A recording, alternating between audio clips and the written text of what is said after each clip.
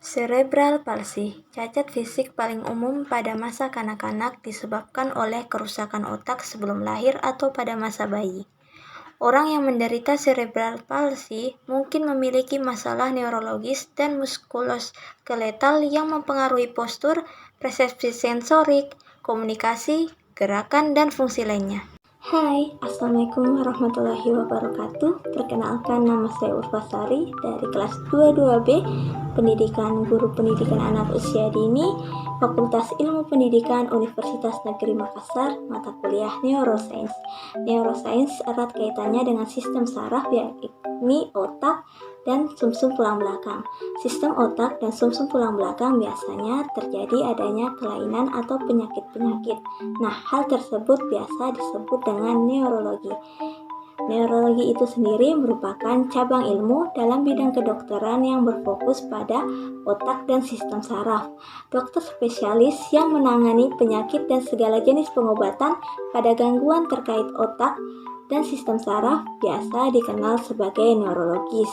Penyakit atau gangguan neurologi sangat beragam, mulai dari gangguan memori hingga kegagalan untuk melakukan aktivitas sehari-hari. Salah satu penyakit pada sistem saraf otak dan sumsum tulang belakang yaitu penyakit cerebral palsy. Cerebral palsy adalah sekelompok kelainan yang mempengaruhi kemampuan seseorang untuk bergerak dan menjaga keseimbangan dan postur tubuh. CP merupakan disabilitas motorik yang paling umum terjadi pada masa kanak-kanak. Cerebral artinya adalah hubungan dengan otak. Palsy berarti kelemahan atau masalah dalam penggunaan otot. Gejala CP. Anak-anak dengan CP biasanya menunjukkan tanda-tanda keterlambatan motorik sebelum usia 2 tahun. CP seringkali tidak terdiagnosis secara formal sampai usia 2 atau 3 tahun.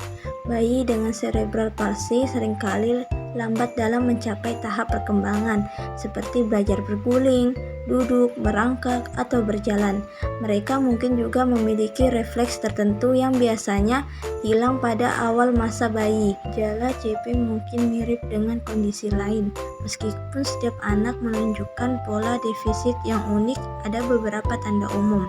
Anda mungkin memperhatikan bahwa anak Anda menunjukkan refleks yang berlebihan atau kelemahan pada batang tubuh atau anggota tubuhnya. Tanda lainnya adalah kelenturan, yang mungkin terlihat sebagai gemetar atau kaku pada batang tubuh, lengan atau kaki, atau kepala, tangan. Gerakan yang tidak terkendali dan gaya berjalan yang tidak normal mungkin juga menjadi bagian dari gambaran tersebut. Semua penderita CP mempunyai masalah dengan gerakan dan postur tubuh.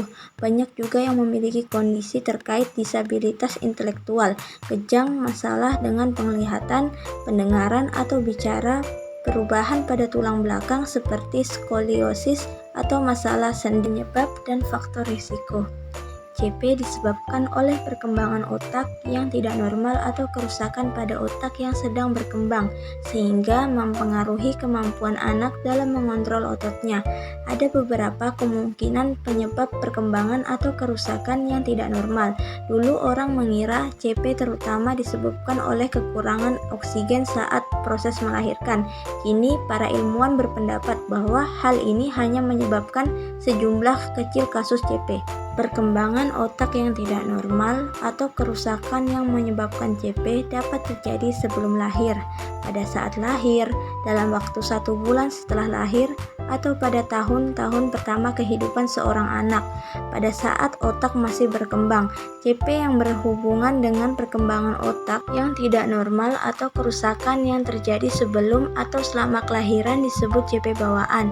Mayoritas CP 85%-90% adalah bawaan.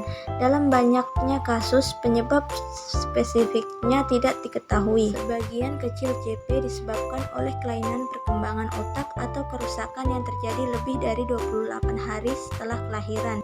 Pengobatan cerebral palsy. Tidak ada obat untuk CP, namun ada banyak pilihan pengobatan untuk membantu mengatasi masalah yang terkait dengan kondisi tersebut. Yang pertama yaitu baclofen. Baclofen adalah pelemas otot yang dapat diberikan secara oral atau langsung ke dalam cairan cerebrospinal di tulang belakang melalui pompa baclofen yang ditempatkan secara bedah di perut. Yang kedua yaitu stimulasi listrik terapeutik atau disebut dengan TES. TES adalah jenis stimulasi listrik yang meningkatkan aliran darah ke otot yang melemah. Dan yang terakhir yaitu rizotomi dorsal selektif atau SDR. Rizotomi punggung selektif adalah prosedur pembedahan yang melibatkan pemotongan beberapa serabut saraf sensorik, lumbal dan sakral yang berasal dari otot dan masuk ke sumsum tulang belakang. Operasi ini dapat mengurangi kelenturan bila digunakan bersamaan dengan terapi fisik intensif setelah operasi.